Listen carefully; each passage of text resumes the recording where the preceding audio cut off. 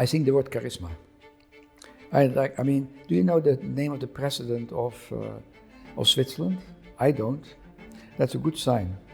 Don't overrate charisma, because charisma, too many charismatic leaders have let us down the drain.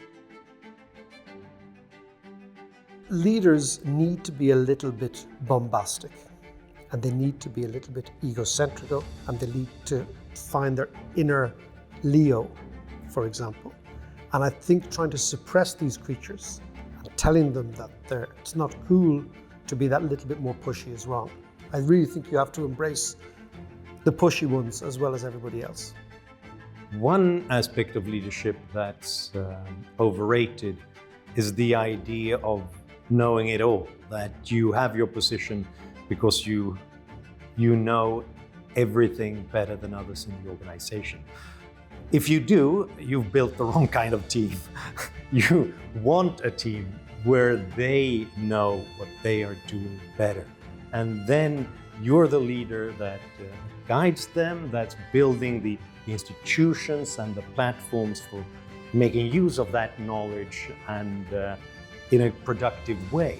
What I've seen is that most leaders, as they mature and take on more and more responsibility, they also desire to have more control over what's going on in the organization.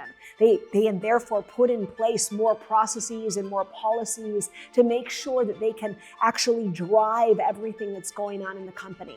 That's fine if you're leading a manufacturing plant.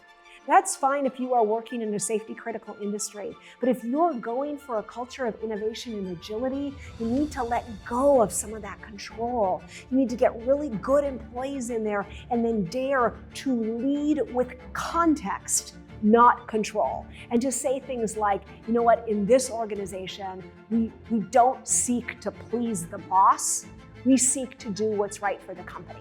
One of the qualities of leadership that I believe is overrated is the need to be certain. Too often we want leaders who are decisive, have a vision, who push for that vision. Sure, that can be important, but it's often not what leaders need. Leaders need to listen, they need to be humble, they need to be open to changing their mind, and they need to be certain when the time calls for it, but they need to be uncertain when the time is necessary to learn, when that's what is needed in that moment, is to be open and learning. Uncertainty can be actually an incredibly important leadership quality.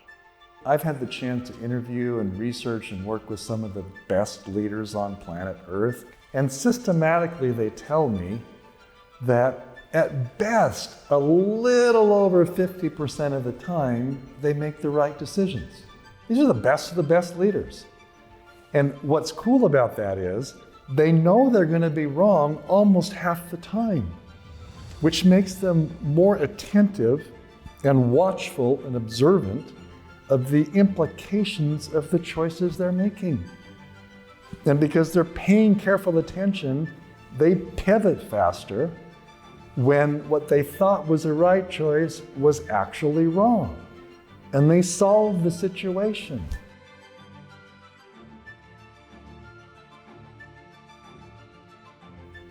I told you, humility. It means just behave normally, you're crazy enough.